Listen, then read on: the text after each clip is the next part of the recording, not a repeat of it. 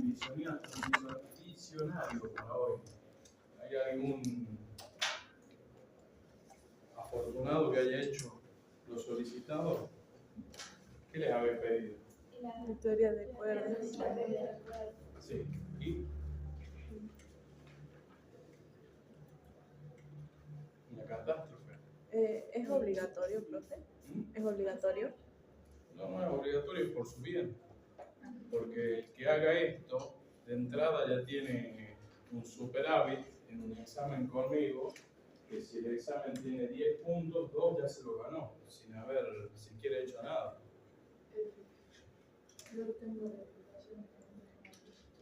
Bueno, a ver, vamos a empezar con eso. ¿Sí? Que no.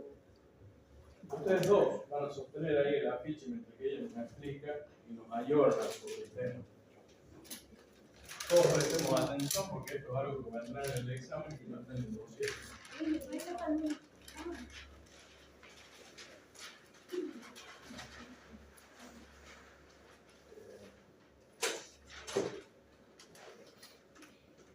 La primera teoría que habíamos estudiado era la del Big Bang, y eso la sabíamos todos porque no es que ella solo la tendría que haber estudiado. Y la del Big Bang decía que el planeta o el universo se había creado específicamente ¿por qué? Por una explosión. Sí, pero ¿por qué explotó? No se sabe. Porque se iba a la ¿Qué se iba acumulando? polvo y gas cósmico. Yo se lo expliqué muchísimo la clase pasada y le dije, ¿qué pasaba si todos nosotros nos acumulábamos en una esquina? Sí. Iba a haber una presión extremadamente grande. Imagínense yo acá y que todos ustedes vengan y me quieran apretar contra la esquina. Va a haber un momento que va, por cuestiones propias de la naturaleza misma, vamos a tratar de liberar la energía y van a salir todos volando para todos lados, ¿sí? Eso es lo que se denominó la gran explosión. Eso que se había acumulado era gas, polvo cósmico y algunos primeros elementos fundamentales de la materia, que eran los neutrinos y los quarks. Eso decantó en que esa gran explosión empieza a liberar extremadamente temperatura y esa liberación de temperatura generó diferentes compuestos. ¿Sí? Primera teoría de la creación del universo. La segunda está a cargo de Julieta. ¿Cómo es tu nombre? Pero ella no sabe su nombre. ¿Cuánto? Fajar. Vamos, Julieta Fajar. Queremos saber qué pasó con esta teoría de las cuerdas. Bueno, la teoría de las cuerdas es aquella la cual intenta explicar el origen de todo, intentando unir el mundo microscópico con el mundo macroscópico. Intenta también explicar la gravedad a nivel cuántico y es también una de las más consideradas a nivel científico. En esta teoría se dice que las partículas subatómicas, ya sea los electrones, los quarks, los fotones, no son una bola o algo así, sino que son como cuerdas o filamentos. Estas cuerdas son aquellas las cuales vibran en distintas frecuencias cada una, y gracias a esa vibración se puede determinar qué partículas tienen en su interior. En este intento explicar básicamente de que las partículas son cuerdas o filamentos, como se llama, que miden más o menos como unos 10 o 35 metros, y esas partículas van a vibrar de distinta manera, cada una por sus partículas, y gracias a esa vibración se puede determinar qué partículas tienen en su interior. Esta se van a determinar gracias al gravitón, que es una cuerda cerrada, la cual es pequeña, vibra en una cierta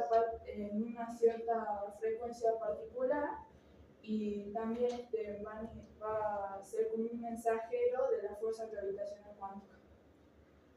Bueno, esta teoría necesita más dimensiones a las cuales estamos acostumbrados. Nosotros estamos acostumbrados a 4 dimensiones.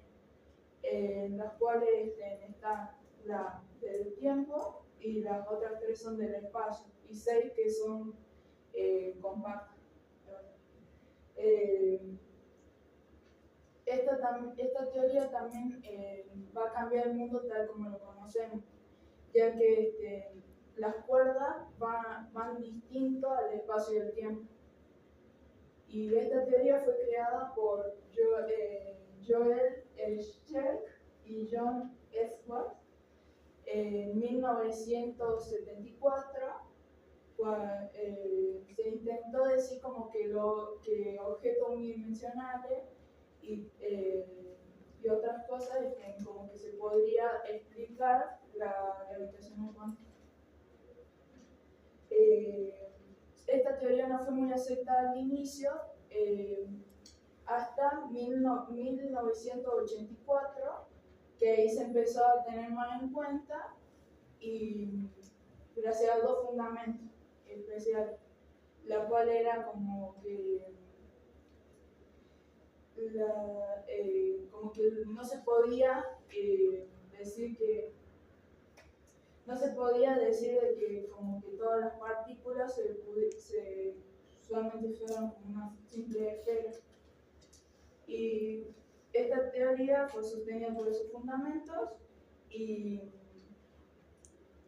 pues después se empezó a investigar más en todas partes del mundo, en distintos laboratorios del mundo, y se empezaron a sacar 5 teorías de las cuerdas diferentes: la tipo 1, la tipo 2A, la tipo 2B, la tipo heterótica,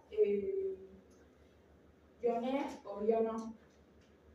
Y todas estas teorías son la misma teoría de las cuerdas, pero en puntos muy extremos de la misma teoría. En resumen, la teoría de las cuerdas dice lo siguiente.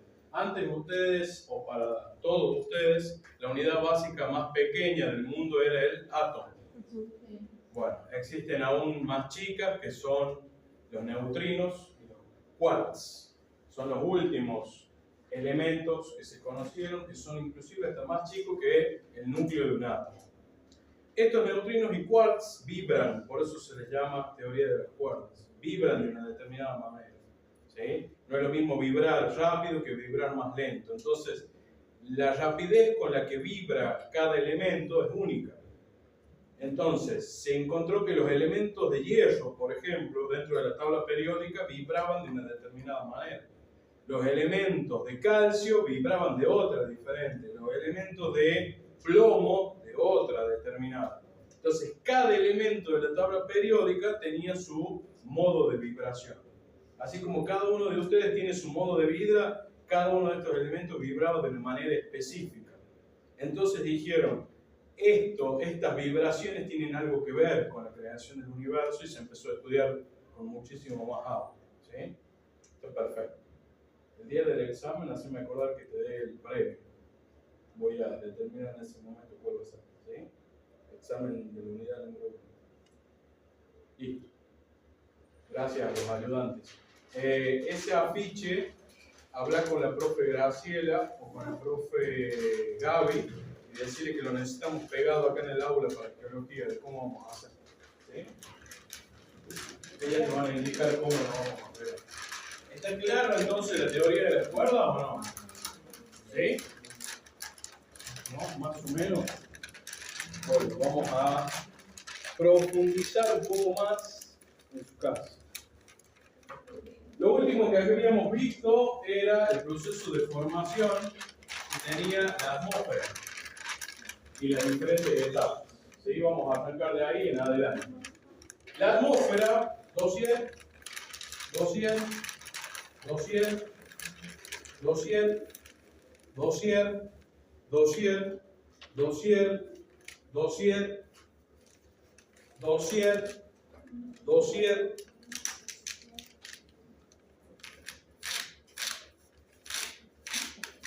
200, 200, 200. ¿Y ustedes? ¿Piensan que estamos acá de vacaciones nosotros? ¿Han tenido... ¿Quién tiene una calculadora? Abrir la calculadora. 7 días desde el miércoles pasado. 7 por 24 horas que tiene el día. ¿Cuánto? 168. 168 horas para imprimir 15 hojas. 168 por 60.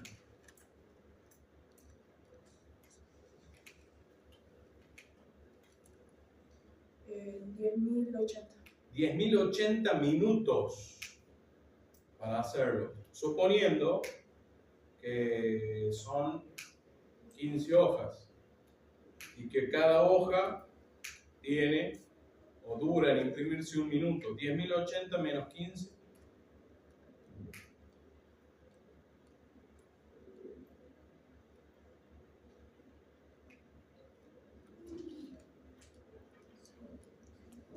Eh, 10.065. 10.065 minutos le sobran. Lo que pasa es que No no está. sabemos cuál imprimir. No No estaba vamos a ahí. imprimir la unidad número 10. Bueno, Pero- no lo encontramos tampoco. No podríamos subir de vuelta. ¿Qué no encontraba? ¿Pero qué no encontraste? La unidad. Ajá. La unidad número 1 no encontraste. No, o sea, el último mensaje es del año pasado y no hay una unidad ahí. ¿Ah? No estaba la unidad ahí arriba. La unidad ahí arriba, esto no es Facebook, que se vaya actualizando solo. Vos te Pero- vas a la pestaña que hay del lado, que dice trabajos y apuntes, y en trabajo y apuntes dice unidad número 1, y así de simple. Esto no es un TikTok. Pero con los otros profes nos hacen imprimir Con los otros dosieres nuevos profes, todo el tiempo. no conmigo. Y bueno, usted me avisó. Les voy a dar solamente una semana y específicamente a vos, porque ahora sí te estoy avisando y te voy a hacer un modelo de aprendizaje para que lo veas, donde no haya falla alguna. ¿Estamos? Sí. Porque estoy seguro que para otras cosas indagan.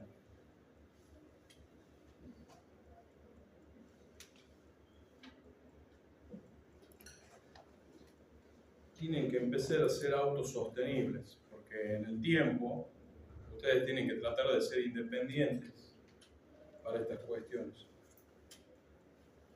O ustedes piensan que dentro de 2 años más el profe va a ir y le va a decir, lo tienen que descargar de este archivo. Le voy a dar el nombre del libro y ustedes vean qué es lo que van a hacer.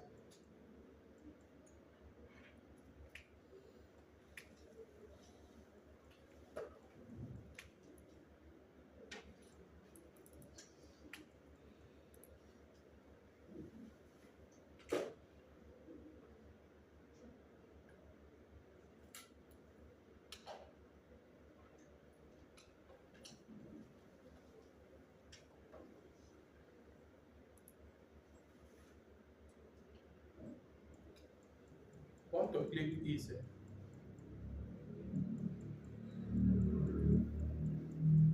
¿3?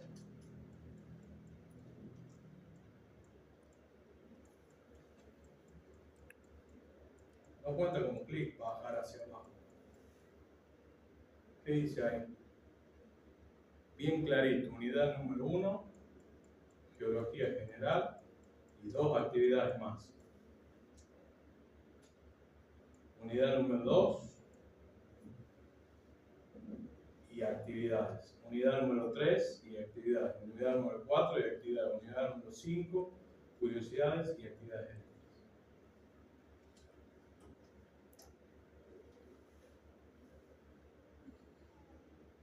Tengo 20. ¿Cuántos somos? ¿Ah? 20 son. De los 20, ¿ninguno se dio cuenta de esto? ¿O hubo falta de compromiso? Sean sinceros, no conmigo, con ustedes. Yo geología, yo lo sé.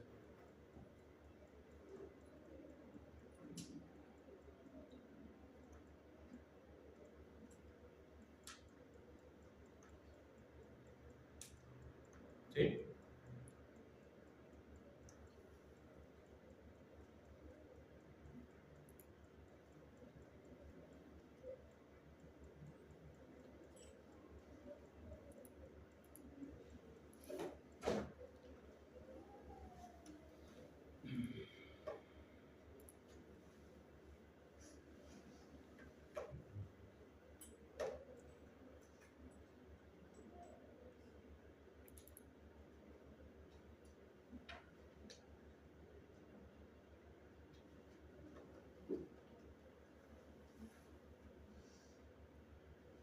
¿Alguna otra duda? ¿No?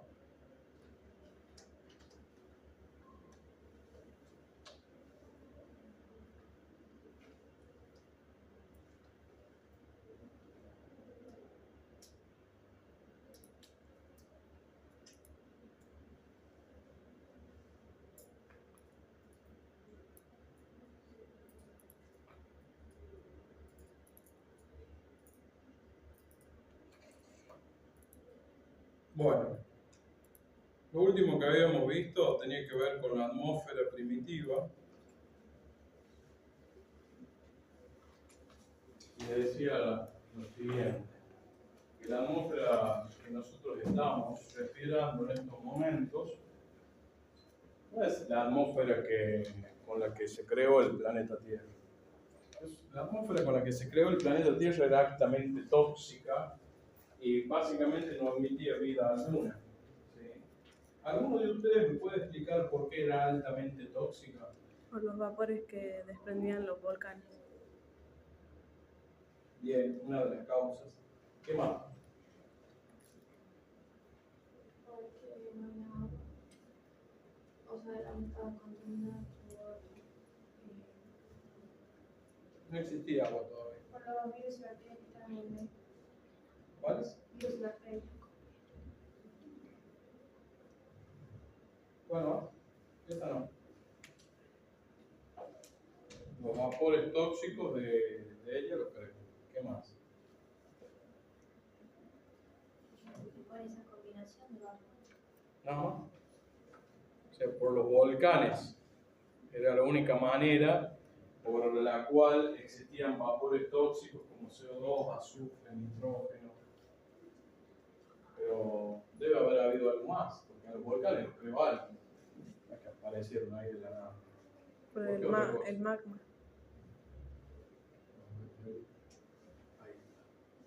Por los choques que existían o las colisiones de otros elementos espaciales que venían, chocaban contra nuestro planeta, esa liberación de presión y temperatura generaba gases muchísimo más tóxicos. ¿Tá? Entonces, las dos causas principales eran el vapor que salía del interior de la superficie terrestre y la otra era por los choques o las colisiones que venían del espacio exterior. Ahora, ¿cuál fue el objeto por el cual empezó a haber oxígeno? Por la fotosíntesis de las algas. La fotosíntesis de las algas o los organismos unicelulares, ¿sí? Que estaban ¿en dónde? En el mar. En el mar. ¿Sí? Entonces, ¿cómo se creó el agua? Porque los vapores que largaban los volcanes era vapor de agua y se fue acumulando en la atmósfera hasta que se condensó. Ahí va. ¿Hasta qué? Se condensó y cayó agua. La palabra clave es condensación, que es el proceso químico, ¿sí? Condensación, que es la transformación o el pasaje de vapor a líquido. Líquido, ¿sí? Eso es condensación. Y por último empezó a liberarse oxígeno. ¿Y cómo se depuró?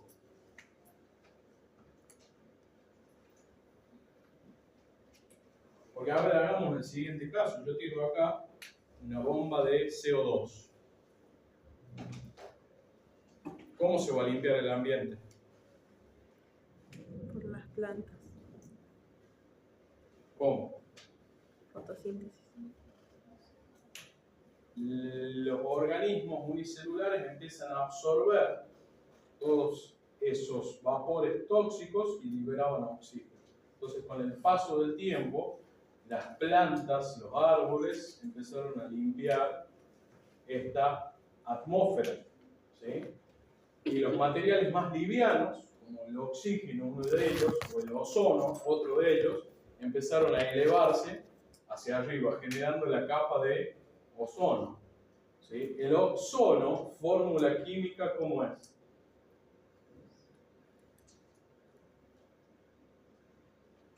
Con Daniel estuvieron químicos ustedes o no. ¿Y el ozono, cómo es la fórmula química del ozono? No lo vas a encontrar en la tabla periódica, no es una sustancia elemental. oxígeno 3. ¿Sí? Oxígeno 3 es el ozono. Entonces se empezó a acumular una capa en la parte más superficial de la Tierra, de un determinado espesor, y eso hizo que se contenga el oxígeno, es decir, el ozono actuó como pecera de contención del oxígeno. Y al haber oxígeno se empezaron a desarrollar estos organismos unicelulares y empezó a evolucionar la vida. ¿Está claro entonces? Todo esto no pasa de un día para el otro. ¿Sí? Tarda su tiempo. Y esos tiempos no son medidos en años. ¿Sí? Porque nosotros, ¿cuánto podemos vivir? ¿Cuánto es la vida promedio de una persona? 70. 100 años. Me parece muchísimo. Promedio, dije, no lo que espero yo vivir. 70. Y el periodo de promedio de vida de las personas hace 20 años atrás era aproximadamente 60 años. Se decía que las personas llegaban hasta los 60 años. Con el avance de los medicamentos, con el avance del confort en la vida diaria de las personas, esto empezó a aumentar. Hoy se dice que una persona promedio puede llegar hasta los 80 años aproximadamente. ¿Sí? Entonces, 80 años para la geología no es nada. Es decir, nosotros en 80 años probablemente no veamos cambios significativos en el lugar donde estemos vivos. ¿Sí? Por eso los tiempos de la geología son muchísimo más extensos y no se miden en años, se miden en millones de años o miles de millones de años. Sí, adelante. No. ¿Para qué querés que te dé permiso? Para pasar. ¿Es alumno? Sí. Hay que buscar ya. Bueno. Rápido, porque no tengo mucho tiempo.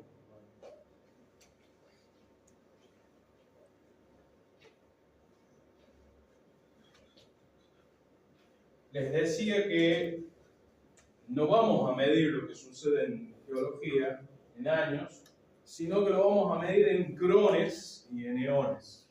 ¿Sí? Los eones marcan eras en la geología, eras que marcaron etapas de la formación del planeta muy significativas. ¿Cuáles fueron eras? Por ejemplo, ahora vamos a ver una tabla donde van a ver que las cosas más importantes que fueron sucediendo a lo largo de la vida del planeta se divide en 4 eras fundamentales. Y después tenemos los eones, que no marcan 4 etapas fundamentales, sino que empiezan a abarcar dentro de las eras otras etapas mucho más grandes. ¿Sí? Que nosotros vamos a tener que empezar a especificar para poder entender lo que sucede. Fíjense que las unidades de medida del tiempo son larguísimas. ¿No? Y acá hay una analogía que hacemos. Y que esta analogía les puede servir muchísimo a ustedes para explicar lo que es el actualismo geológico. Y dice lo siguiente: ¿cuánto tiempo vive una mariposa? Una semana. Mucho.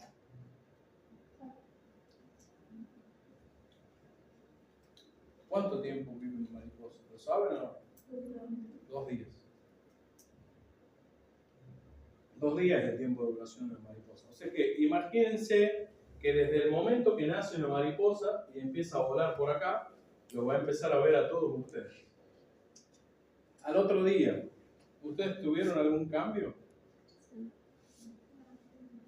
A lo sumo, se habrán cortado el pelo, como mucho. Y al otro día muere la mariposa.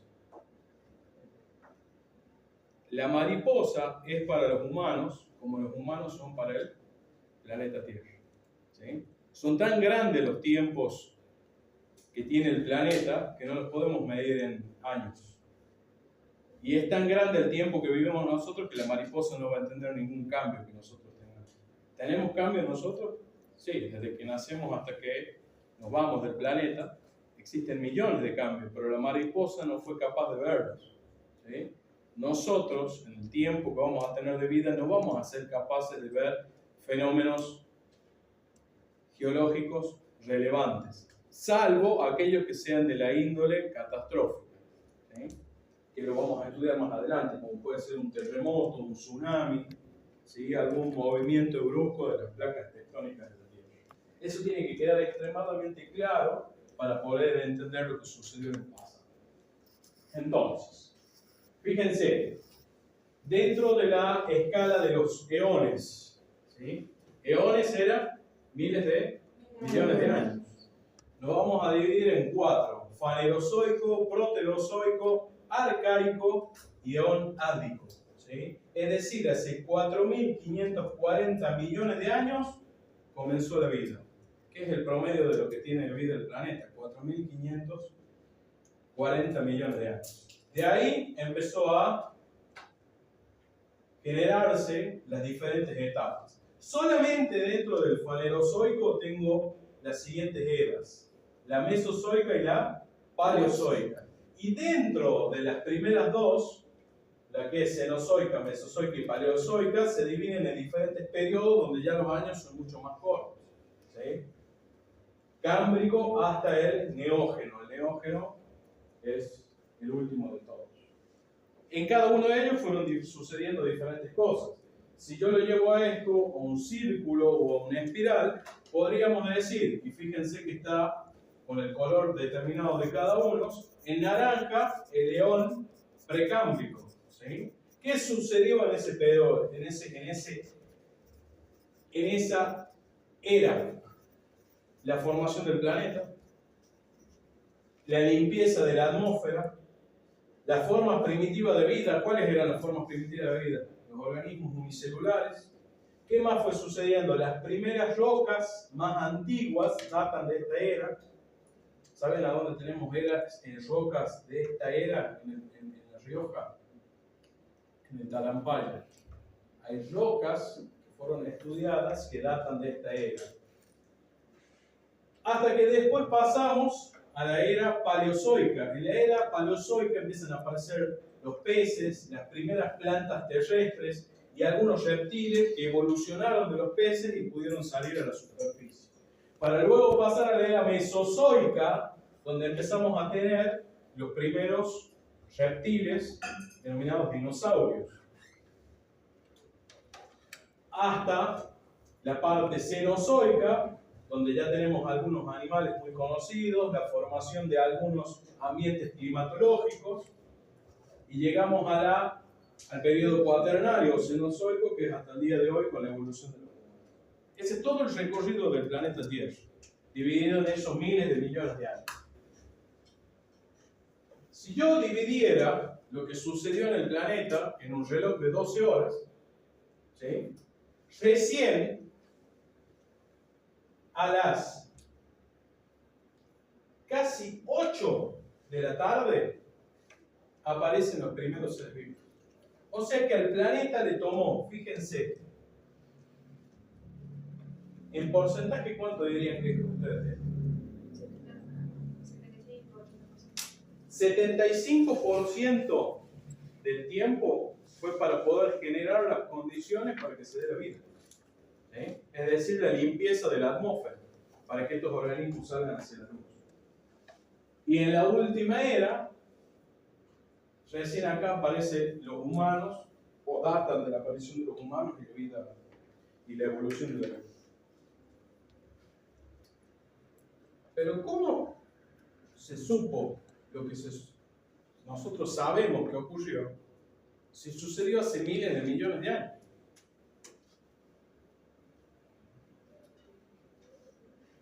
Al principio yo pensaba lo siguiente, yo venía y pensaba, bueno, alguien lo escribió y todos le creyeron a esa persona.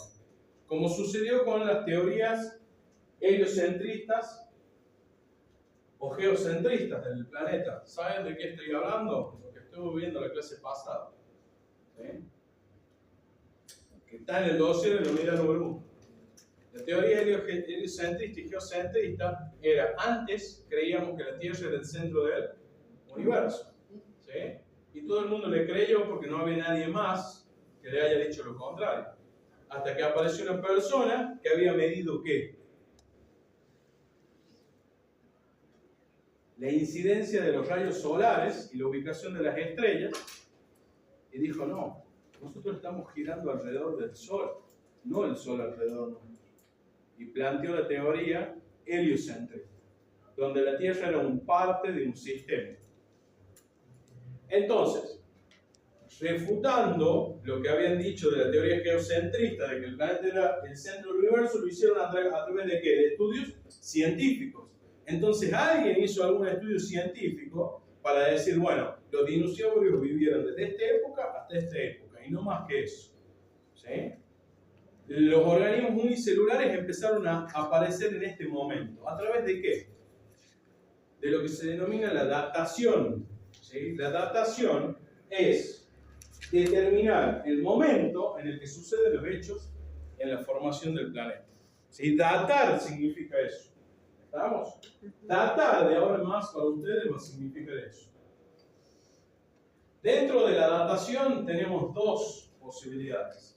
La datación que se denomina absoluta y la datación relativa. La datación relativa es saber únicamente el orden en el que sucedieron esas cosas que pasaron en el planeta, pero no de una manera exacta, sino simplemente ordenarlas. Es decir, primero aparecieron los organismos unicelulares o los dinosaurios. Primero aparecieron los peces o primero se limpió la atmósfera. Solamente estoy ordenando en la escala del tiempo cómo fue el orden de los sucesos. ¿Sí? Eso es la datación relativa. El orden en el que sucedieron las cuestiones sin saber exactamente en qué momento ocurrió. Y al contrario de eso está la datación absoluta, que la absoluta es determinar el momento exacto en el que ocurrió, es decir, hace tantos miles de millones de años, hace tantas eras o hace tantos, ¿qué? ¿Cómo era la otra unidad de medida geológica? Crones. Hace tantos crones, ¿sí? Hace tantos crones. ¿Sí? ¿Qué eran los crones? 1.000.000 de años. ¿Y los eones? 1.000.000.000 de años. 1.000 millones. Porque los eras. Los eones dividieron eras y los crones no, son unidades de medida más chicas. ¿A ustedes les gusta la electrónica? No. Más o menos. ¿Qué les gusta a ustedes? ¿Rap? María Becerra, Tini, ¿qué escuchan ustedes? Vos, ¿qué escuchás? Es que ingresaste al último. Yo escucho Pablo Chile. ¿Cómo se llama? Pablo Chile. ¿Existe eso? ¿Sí? ¿Existe? ¿Usted está diciendo o es solamente lo escucho? ¿Ah? ¿Rojas? ¿Vos lo escuchaste lo que está diciendo o no? ¿Vos sos de ese team? Yo les voy a comentar una cuestión. Hay una fiesta electrónica muy grande, la más grande del mundo, que se denomina Tomorrowland. ¿Se sintieron nombrar o no? Sí. Bueno, la Tomorrowland utiliza como moneda para comprar adentro del festival eones. O sea que si algún día van a la fiesta electrónica en Tomorrowland, que se hace en Bélgica, van a ir a comprar en eones y van a saber qué significa.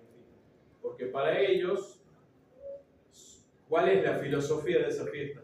Somos los primeros y los únicos. Entonces ellos formaron, por eso ponen como moneda los eones. Y cada eón está representado a través de una perla. ¿Sí? Entonces la geología debe servir para todo. Menos para la banda de compañeros. Paulo y Chile. Voy a tomar el tiempo de escuchar. Paulo y Chile. Así es. ¿Pero son dos diferentes o es uno solo? ¿Ah? ¿En serio? ¿El nombre y el apellido?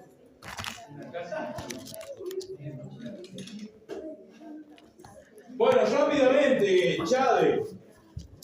Si diferencias entre datación absoluta y relativa con tus palabras. Relativa, tiene un orden, sin ser cuando ocurrió. Y la absoluta es una fecha que tiene que ser un orden exacto. La absoluta.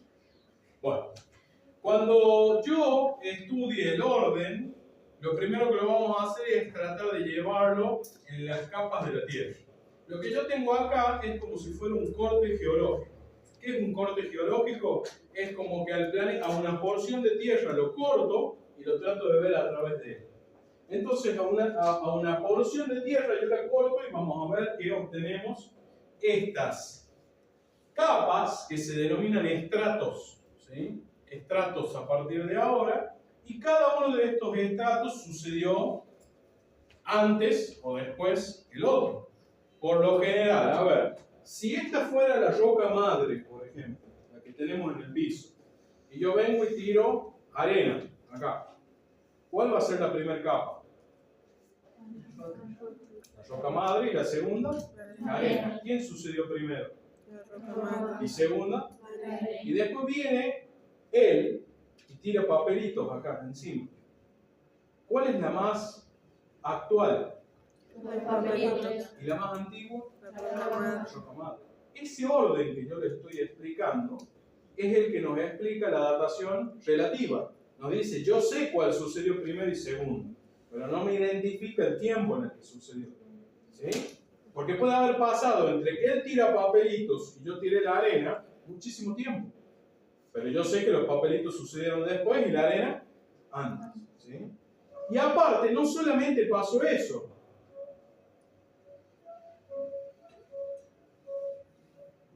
Puede suceder esto también. ¿Cómo es tu apellido? Bueno, préstame. Sigue adelante.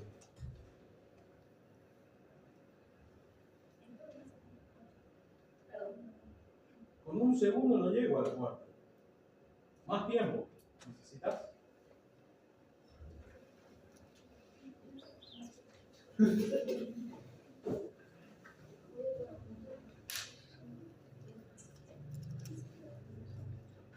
No. ¿Qué quieres sacar? Eso lo UTM a kilos. Bien. Un kilo, 0,102 UTM. No, 0,102. ¿Va? Un kilo. Ahí lo pasaste, después lo multiplicamos 9 con 8 y ya te da el newton. Supongamos que, ¿cuántas hojas tengo acá? 80. Será un bloque de 80. ¿Sí? Está nuevo. Está sin uso. Ya tendría que tener la unidad entera uno acá de lo que vimos hasta el momento. ¿Sí? ¿La más antigua quién es? La primera. ¿Y la más joven? Esta. ¿Y qué pasa si yo hago esto así? Se dobla. Se deformó. Y fíjense, la más antigua pasó a quedar arriba. ¿Significa que la más antigua es la más joven? A medida que vaya pasando el tiempo, chicos, van a ir sucediendo deformaciones con los estratos, ¿sí? Deformaciones de este tipo, deformaciones de este tipo, o deformaciones de este tipo, o inclusive se va a poder rajar acá en el medio y separarse. Eso no implica que una cosa cambie en el momento en el que sucedió, ¿sí? Pero sucede ese fenómeno, ¿sí? Son fenómenos que se denominan fenómenos externos, que me pueden llegar a mí a hacerme confundir de quién sucedió antes y quién sucedió después. ¿Estamos? ¿Y cómo podemos determinar cuál sucedió antes y cuál sucedió después? En este corte que yo tengo acá es más simple, porque yo a ustedes les voy a empezar a hacer que conozcan que los colores representan determinados materiales. ¿Está? Entonces, ¿Cómo el cerro de los 7 colores? bueno, el cerro de los 7 colores tiene una justificación. Cada color es un elemento químico del Bayona, ¿sí? Entonces, empecemos. Para nosotros ya empezar a entender, y les voy a mostrar una imagen un poquito más adecuada para esto. ¿Se notan los estratos y los colores o no? Con estas fotos de Chilecito, no se tienen que ir al cañón de los Colorados. La saqué yo con mi teléfono. ¿Sí? Entonces, todo esto que estamos viendo nosotros se experimenta acá, no es que nos tenemos que ir a la luna para verlo. ¿No? Lo que vamos a tratar de hacer en esta materia es entender y explicar lo que va a suceder. Esto es, por ejemplo, una foto, camino hacia la Mexicana, en Famatina. ¿Sí? Bueno, vuelvo a la anterior. Por lo general, si tengo colores como el rojo, por ejemplo, o similares al rojo, estamos hablando de arcillas. Es decir, alto contenido de hierro. Saben que la fórmula del hierro es Fe, ¿no? Sí. No. ¿Sí? Óxido ferroso también puede ser. Óxido férrico. Ahora, si yo tengo algo más tirado hacia lo amarillo, y pueden ser diferentes cuestiones. Por ejemplo, puede ser que está formado por limos. ¿Sí? Alto contenido de silicio. Barra también ocre, color ocre se le llama. Zinc. También puede existir en ese contenido amarillo. ¿Sí? ¿De qué color es el río que tenemos nosotros? Amarillo. No es amarillo porque alguien le echó jugo más arriba. Es porque va haciendo rocas que tienen alto contenido en silicio, zinc y ocre, que es la mezcla de azufre. ¿Sí? Si en cambio el estrato tiene un color más tirado al blanco, y esto también puede ser una arcilla, también puede ser un limo, ¿sí? Pero en este caso la arcilla o el limo va a tener alto contenido ¿de qué? ¿Qué se hace? De calcio. Hay una unión de los ríos acá. ¿Alguien fue a la unión de los ríos? Sí. El río de agua blanca con el río de agua amarilla. El río de agua blanca, si ustedes se fijan, pinta las piedras de blanco, porque tiene alto contenido en calcio. ¿Sí? Alto contenido en calcio. Por eso tiene diferentes colores. Si ya después tiene más colores tirando a los grisáceos, gris, turquesas, estamos hablando de que ese estrato tiene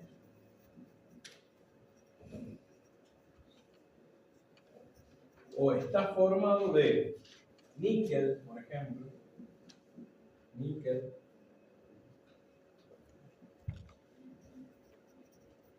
tiene contenido de... Abrir la tabla periódica. Níquel es uno de los ejemplos. ¿Cuál otro elemento químico?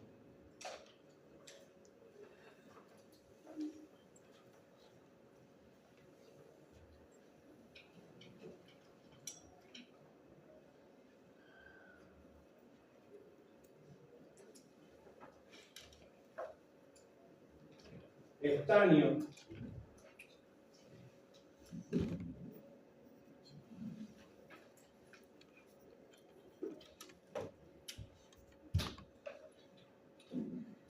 Carbono. Si es negro completamente puede ser carbono solo. ¿Sí? Entonces con el color uno podría determinar que tiene propiedades de características similares. Si tiene el mismo color, tiene características y propiedades químicas similares. ¿Sí? Esto es el color referido a su composición química.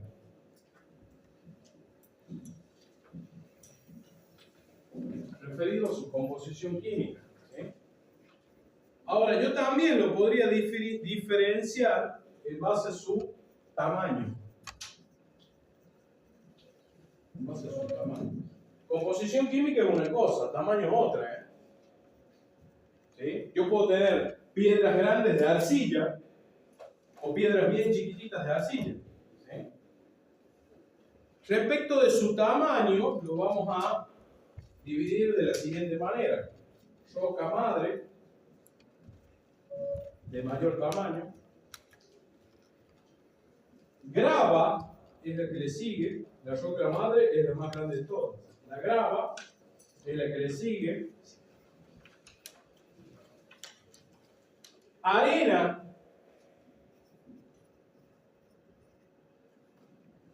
más chico. Arcilla, limo, entra dentro de las rocas más finas. Las rocas más finas. Un puntito. ¿Sí? Y ya tengo algunas características que me ayudan a ¿qué? A dividir estos estratos y a conocer qué es su datación absoluta o relativa. Relativo. Levante la mano los de la absoluta. ¿Cuál es de la absoluta? ¿Te cambiaste? Sí. ¿Sí? ¿Y la relativa? Vos ni una ni la otra. Tú tenés una teoría propia. ¿Ah? De la relativa, porque en qué momento yo les dije cómo vamos a determinar el año de esa roca. Solamente estoy determinando características que me ayudan a identificarla, a identificar ese estrato. ¿Sí? Entonces esto me va a ayudar a mí a poder ordenar los estratos de quién sucedió primero, quién sucedió después, y vamos a empezar a determinar qué colores tiene. Bueno, esos colores no los tiene porque sí. ¿Estamos? ¿O no? Sí. ¿Sí? Bien. ¿Cuál fue entonces? Bueno, lo señalemos acá. Yo tengo este que está bien rojo acá. ¿Sí? Significa que posiblemente contenga ¿qué? Hierro. Hierro. Y es en una composición de respecto a su tamaño de cuál de las que tenemos ahí.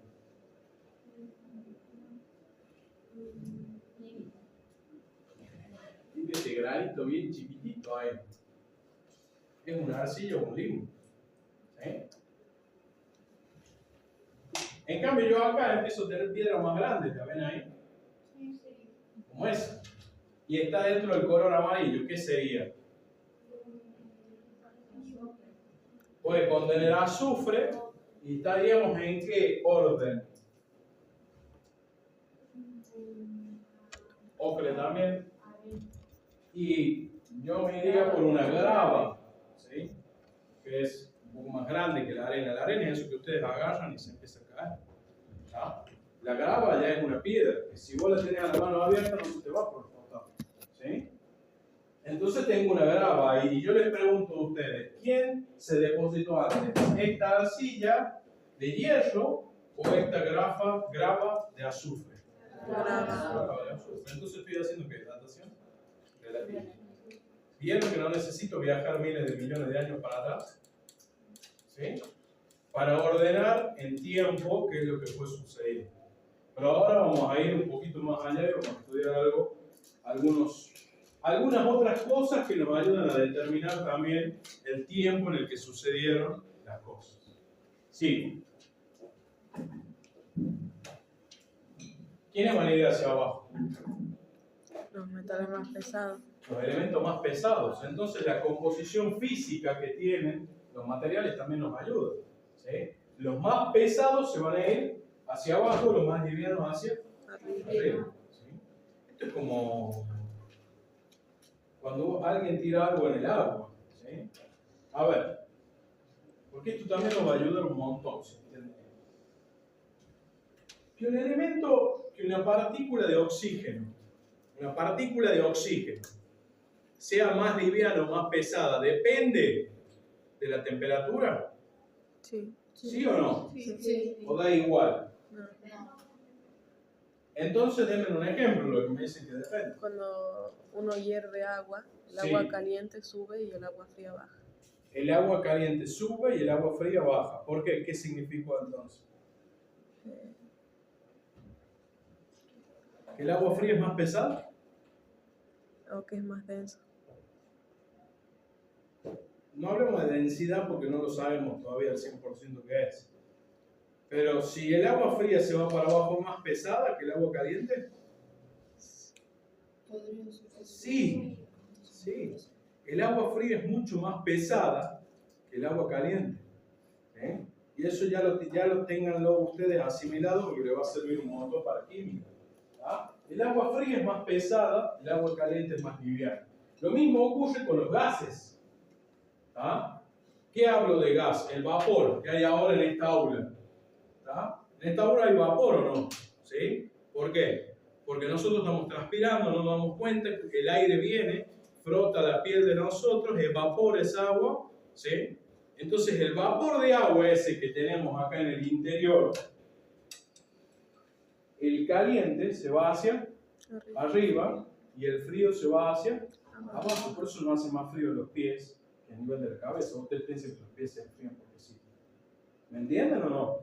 ¿Vieron que sintieron algunas veces que los pies están fríos y el cuerpo está bien? Porque las zonas más frías están abajo. ¿Sí? Tiene que ver con esto que hablamos del peso y de la temperatura. ¿Sí? Entonces, si yo ya detecté que depende de la temperatura, una misma sustancia en diferentes temperaturas reacciona de manera totalmente diferente. ¿Queda claro con eso? Bien. Vamos a ver ahora un corte geológico, ¿sí? Real, tratado de explicado de una manera determinada. Dentro de los estratos que pueda haber en la Tierra, ¿sí? El último estrato del planeta o de un corte geológico va a ser la superficie exterior. Veamos, vamos para atrás. Yo tengo este corte geológico. Supongamos que está acá. Esto que está en la parte superior está en contacto con ¿quién? Con el aire.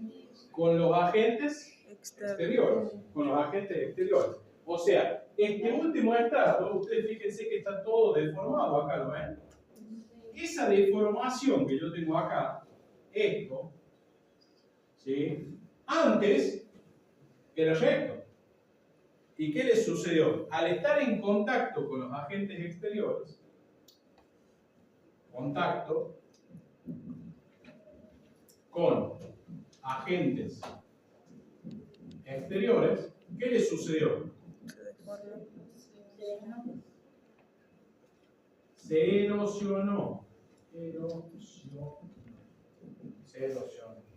Erosionó es un sinónimo que es como si se estuviera lijando todo el tiempo, ¿sí? Desgastando. ¿Cuáles son los agentes exteriores más conocidos? Los animales y la lluvia. El aire no, el viento. Ahí está, ¿sí? El viento es un agente exterior. De hecho, a ver, si yo pongo arena acá y soplo, el viento se va. ¿Sí? El viento se lleva la arena. Entonces, un agente exterior es el viento. Otro agente exterior, si no, fíjate el sonda. ¿Qué es lo que hace el sonda cada vez que viene? Empieza a erosionar y a desgastar toda la superficie que tenemos en Chilecito. ¿De dónde viene el sonda? Un Dios supremo sopló y nosotros estamos acá calientes con el viento. El sonda, de ahora en más, hace esto. Viene el viento bien frío del océano del lado de Chile. Sube la cordillera de los Andes y mientras que va subiendo y empieza a descender, está en fricción ¿con quién? Con la montaña. Que la montaña tiene una temperatura mucho más alta que la del viento. Entonces se empieza a calentar. Se calienta, y cuando pasa acá, choca contra la montaña, todo el vapor de agua empieza a caer. Si no, fíjense, cuando nosotros tenemos onda, en Chile está lloviendo. ¿Sí? Llovió el día anterior o el día anterior. Llueve acá, pasa sin nada de contenido de humedad, seco el viento, fricciona con la montaña y ¿a dónde llega? A Chilecito, a modo de viento seco y caliente. Todo el contenido de vapor de agua quedó del otro lado. ¿Sí? Entonces el viento sí que erosiona. ¿Otro agente? La lluvia. Perfecto. ¿Otro agente? De los animales. ¿Ah? Los animales. Bueno, biológicos le podemos decir a esos. ¿Sí? Pero en orden de prioridades, los biológicos son los que menos afectan. ¿Sí? ¿Ah? No es que si una vaca se come el pasto está erosionando tremendamente la superficie. ¿No? A comparación de lo cómo actúan los demás. ¿Qué más? Mares. Mares, océanos. Las mareas. ¿Qué más? Glaciares. Glaciares. ¿Sí? Imagínense un bloque de glaciar deslizándose hacia abajo. Erosiona todo lo que tiene a su paso. ¿Qué más? Las personas. Biológico, salvo que nosotros seamos extraterrestres. ¿Qué más? Ríos y torrentes. Si no, fíjense el de los sarmientos, cómo lo está dejando. No se puede cruzar. Ríos, ¿está bien? A todos estos se le llama agentes externos, modeladores de los paisajes. ¿Ah? Porque vos vas a tener un paisaje y después de que pase alguno de estos agentes externos, vas a tener otro totalmente diferente. ¿Sí? Entonces, fíjense la cantidad de condimentos que vamos agregando al estudio de la geología. ¿Vamos?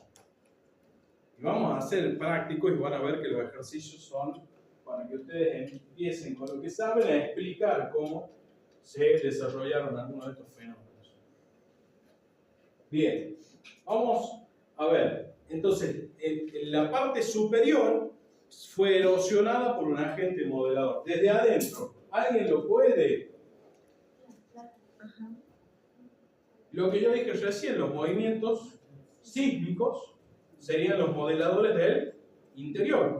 ¿Sí? Un movimiento sísmico, por ejemplo. ¿Qué hace el movimiento sísmico? Deforma los estratos, como recién lo vimos. Deforma si lo está comprimiendo, o los raja si los estoy extendiendo. ¿Sí? No lo quiero hacer de vuelta para no perjudicarle la hoja a ella. ¿Qué otro modelador puede ser de los agentes interiores? Cuencas. Terremotos. Eso lo acabamos de decir. Sí. La ¿A qué te hace referencia con las cuencas? Por ejemplo, alguna cueva interna que esté llena de agua. Perfecto. Eso me va a penetrar el estrato, ¿me entendés? Y depende de cuándo suceda, puede ser más antiguo o después que el estrato. ¿Sí? Entonces puede ser un pozo de agua, una caverna de agua. Puede ser un pozo de petróleo también, o un pozo de magma en su interior. Más raro que sucede eso porque por lo general el magma, nosotros tenemos, el planeta Tierra se divide en corteza, manto y núcleo. ¿Sí? La corteza casi que no llega a magma, salvo en las zonas de volcanes. Y el magma más cercano que tenemos es el mantélico, que está a muchísimo profundidad. ¿Sí? Encontrarse un pozo de magma es medio raro. ¿Estamos entonces hasta ahora? ¿Sí? Bueno, ahora veamos un ejemplo de un corte geológico real. ¿Dónde está el dibujo? Atención.